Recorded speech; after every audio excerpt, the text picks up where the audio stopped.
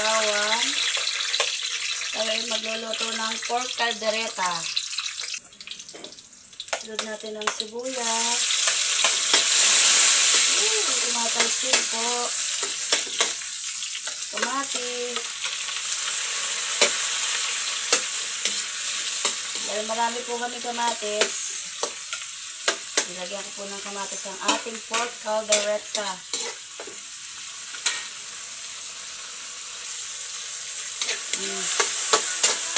Ituloy natin kamatis. Lagyan natin itong ating pork.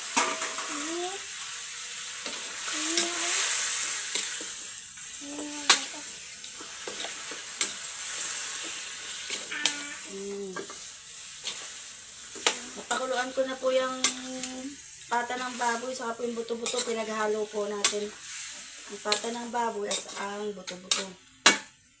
Lagyan na rin po natin tong patatas para sumabay na po siya na lumambot. Atin pong takpan. Atin pong lagyan ng sabaw, yung natin pagpakuluan po kanina para po lumambot.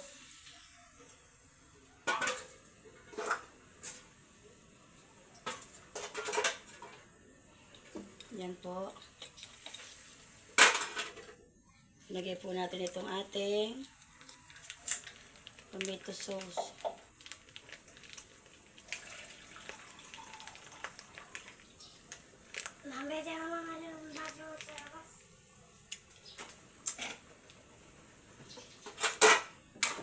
Atin pong haluin.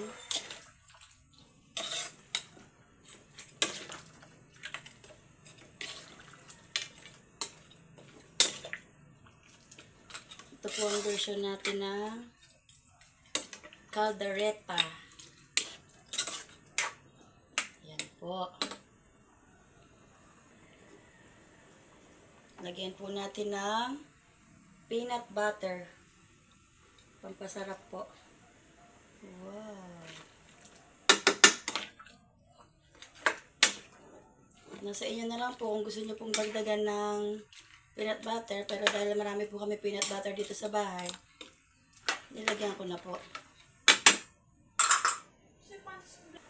Atin pong lagyan ng reno para po siya ay mas lalong sumarap.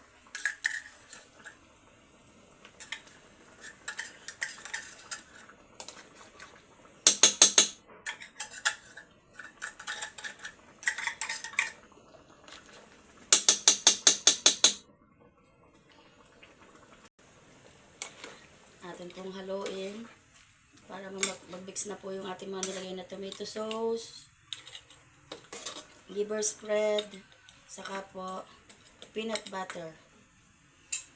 At atin pong takpan. Luto na po ang ating pork caldereta. Ito po siya.